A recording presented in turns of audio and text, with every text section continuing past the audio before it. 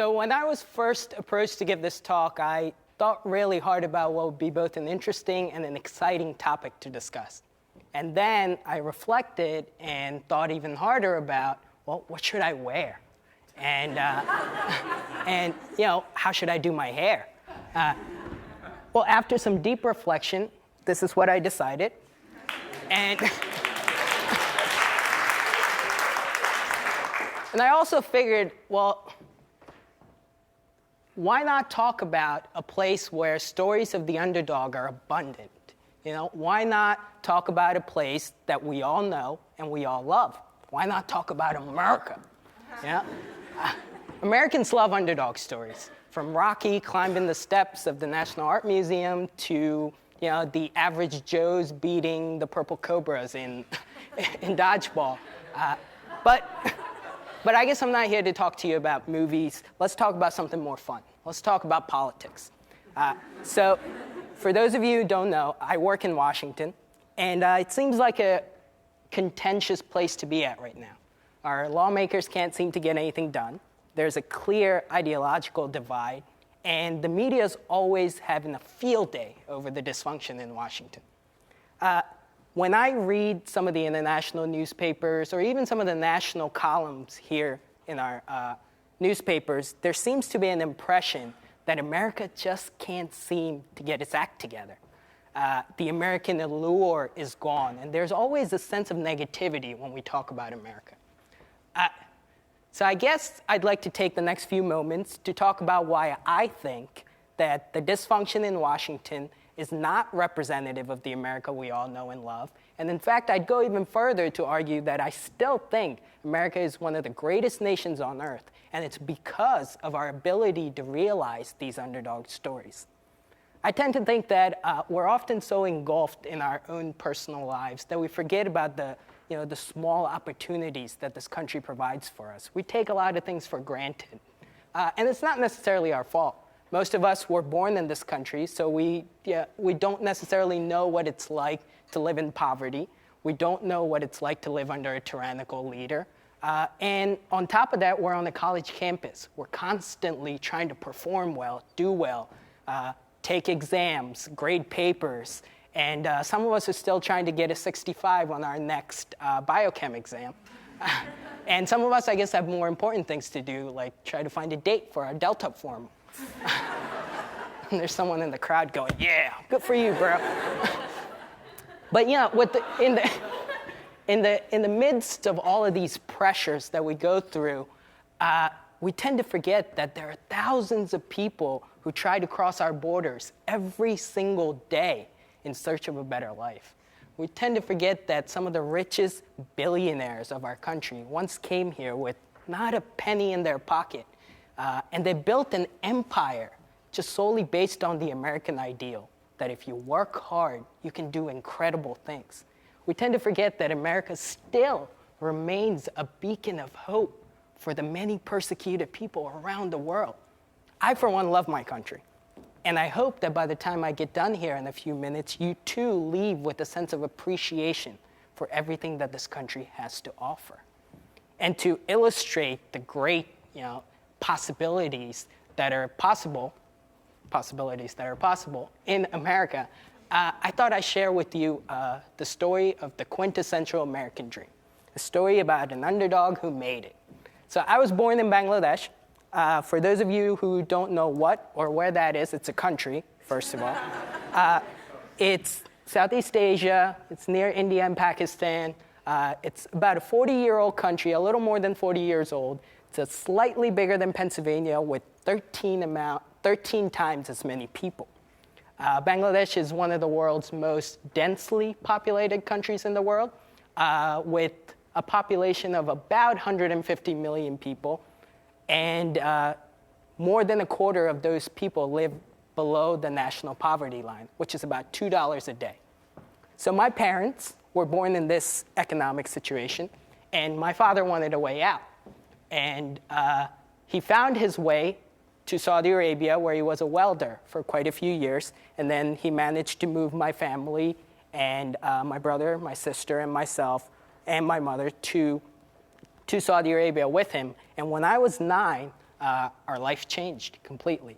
We were walking around a mall in Saudi Arabia when we ran into a kiosk with the big, bold red, white, and blue American flag. So when I tell the story, I usually like to say that when you're in a mall in the United States, you usually go to kiosks to sign up for a sports or luxury car.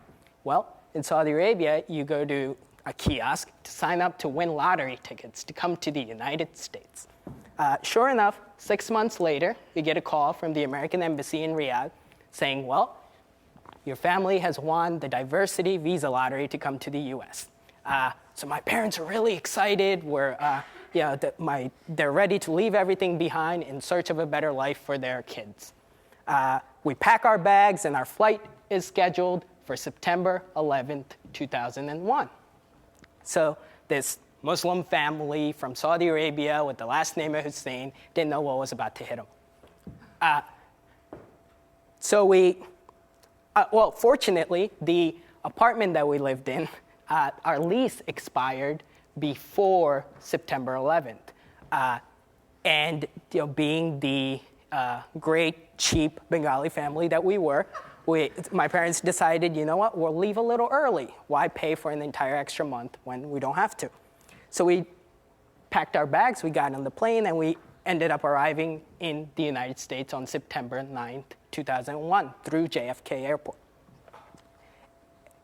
At that point, and to this day, my family doesn't necessarily have any immediate family in the US.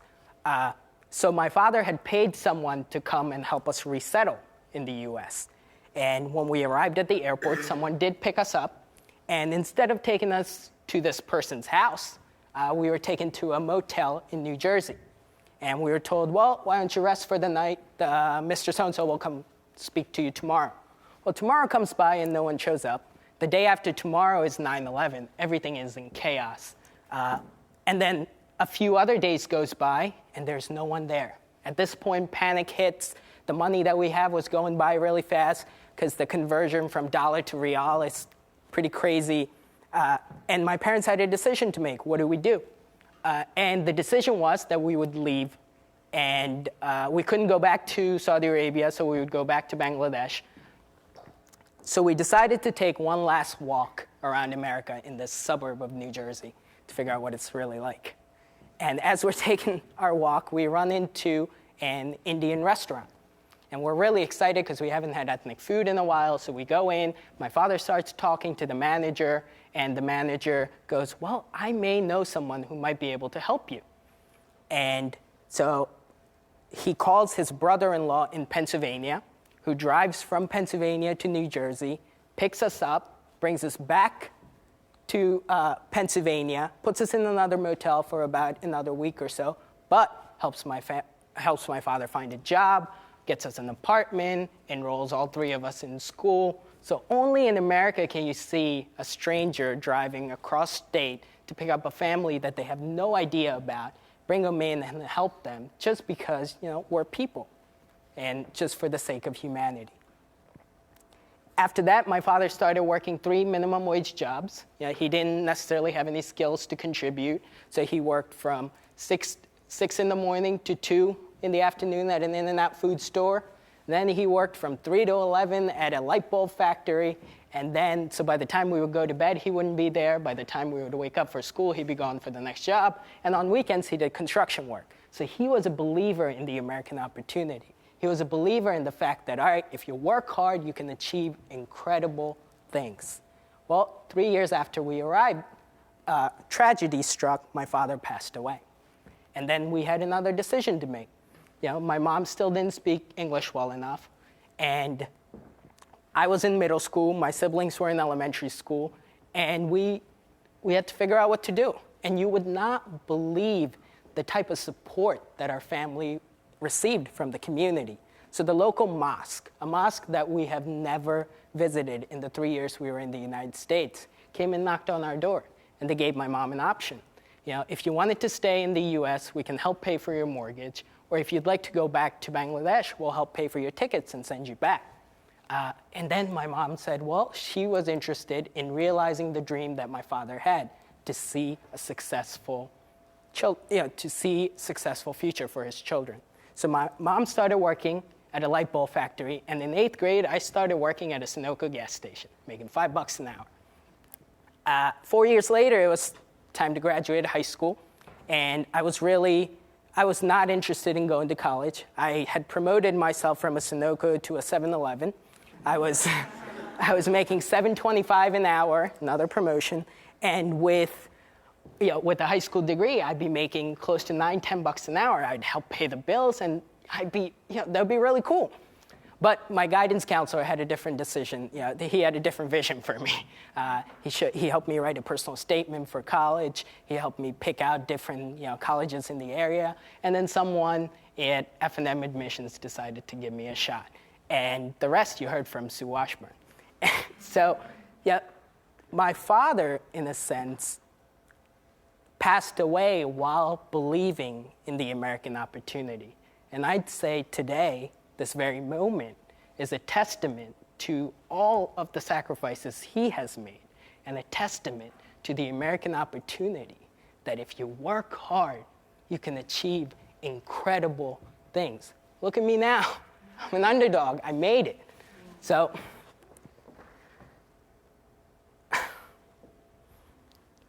when we think about everything that's wrong with America, it's important to take a step back and realize that there are also some great things that are going on in America. While we have our problems with our immigration system, it's still important to take a step back and realize America is still a country that helped resettle close to 70,000 refugees from around the world. Yes, we need to fix our broken immigration system, but America still remains a country where a family like mine can come from nowhere and lead a life of dignity and respect. While it's important to realize that while Washington has its problems and trying to figure out tax cuts and budgetary issues, that America still remains a country where a community will come together to take care of a family in need, where a campus will come together to create programs like the Volunteer Income Tax Assistance Program to help the vulnerable population that encircles us. While one of America's biggest strengths is in its religious and cultural diversity. And after 9/11 and the Boston bombings, Muslims have become one of the lesser liked people in the United States. And while there is evidence to that, America still is a place where the office of the president at Franklin and Marshall College, or the office of the chaplain and the director of Hillel came together to create the Muslim Student Association, where in our first meeting, we had 23 students from 13 different countries stand together to pray. Only in America can you see something like that happen. While we continue to face racial backlash and racism in different parts of America, Michigan being one of the most recent ones, Kansas, Florida, it's important to realize that, the next Surgeon General of the United States of America is going to be an Indian American man. The current Secretary of the Department of Labor is a Latino. The Attorney General of the United States, the Secretary of the Department of Homeland Security, and even the President of the United States of America, a man that this nation elected to be arguably one of the most powerful men in the world, is an African American man. And America still remains a country where a Bengali Muslim kid from Saudi Arabia with a funny name can stand in front of a crowd and tell you what a great country we live in. Only in America can we do something like that. Wow. So when Martin Luther King Jr. once spoke of his famous dream where he would see, he dreamed that his 4 little children will grow up in a nation in which they are not judged by the color of their skin, but by the content of their character. I'm not completely confident that his dream has been realized, but if he were here today, if my father were here today, I'm pretty sure they would say we have come a long way. I'm proud to be an American. And it's not for everything that our country has already endured, but for the endless possibilities it can still accomplish. And the American dream is not dead. The media doesn't talk about it, but the American opportunity is still alive and well. And it's through these underdog stories, through stories like mine, that we come to realize, we get a glimpse of the amazing things that are happening in our country. And at that point, we need to take that step back. While there is negativity going on in our country, while the media wants to look at everything through a negative lens, I don't think that's the best way to do it. Everybody comes to Washington to fix things. They have a passion behind something, and which is great to have. But I think we should look at everything through a lens of realizing that, yes, there is a systematic flaw within the American dream, but what can we do to make this great country even better? Not what we can do to fix a terrible country. So I hope that you will join me in celebrating America, and that you will join me in celebrating F&M. Because President Obama's last State of the Union address, he said something in the lines of, opportunity is who we are. And the greatest challenge for our generation is to restore that promise.